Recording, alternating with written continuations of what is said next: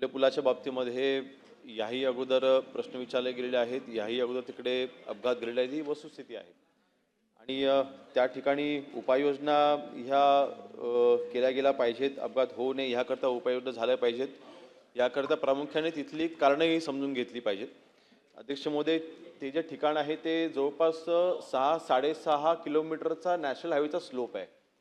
अर्थातच त्याच्यामध्ये जे काही टेक्निकली स्लोप असायला हवा त्याच ग्रेडियंटमध्ये तो स्लोप आहे. तो सुखाचा तीव्र स्लोप नाही. परंतु जेव्हा अवजड वाहनं ग्रामीण भागामधनं जेव्हा शहराकडे येतात त्याच नॅशनल हायवेवरनं अर्बनायझेशनकडे येतात त्यावेळेस थोडी बॉटलनेक होते, ट्रॅफिक जास्त असतं आणि अनेक वेळा असं देखील आढळलं तर मागे जो अपघात झाला होता अनेक तिथे वाहन चालक जे असतात, जे ट्रक चालक जे असतात ते न्यूट्रलमध्ये येतात आणि मग ते गाडीचा ताबा हा सुटतो. या टेक्निकली गोष्टी आहेत, परंतु अर्थातच नॅशनल हायवेकडे असल्यामुळे आणि अर्बनायझेशनकडे येत असताना सर्व्हिस रोडची तिथे एक कमतरता होती. सर्व्हिस रोडची रुंदी वाढवणे ही देखील आमदार महोदयांनीच तिकडे त्यांनी देखील मागणी केली होती आणि त्यांनी स्वतः तिकडे पाहणी देखील केली होती. आणि केंद्रीय मंत्री महोदयांनी देखील मुरलीधर मोहोळ साहेबांनी देखील या अपघातानंतर त्यांनी स्वतः देखील पाहणी केली होती, कारण काही प्रश्न हे केंद्राशी संबंधित देखील आहेत. त्या अनुषंगाने आपले जे स्पेसिफिक प्रश्न आहेत ते त्याकरिता आपल्याला माहिती आहे की ह्याची उपाययोजना म्हणून आपल्या तिथे एलिव्हेटेड रोड हा तिथे प्रस्तावित आहे आणि त्याची सद्यस्थिती काय असा आपला प्रश्न आहे. तर एलिव्हेटेड रोडच्या बाबतीमध्ये नॅशनल हायवेला जवळपास 6,000 कोटीचा हा प्रकल्प होणार आहे.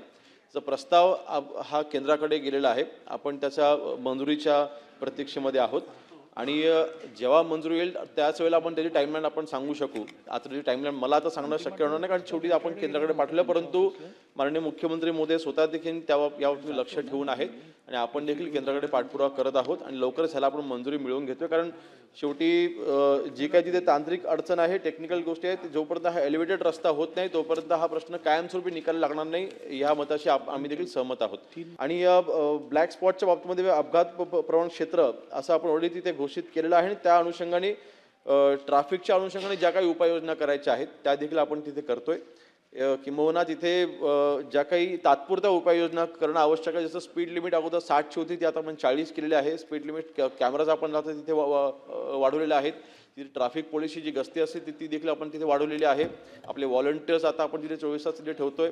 अवजड वाहनांकरिता जे टाइम रिस्ट्रिक्शन जे घालायचं होतं ते देखील आपण तिथे घातलेलं आहे. म्हणजे सकाळी मला वाटतं ती देखील माहिती मी आपल्याला उपलब्ध करून देतो. परंतु अवजड वाहनांकरिता ट्रॅफिक आवाजमध्ये तिथे एंट्री आपण आता बंद केलेली आहे.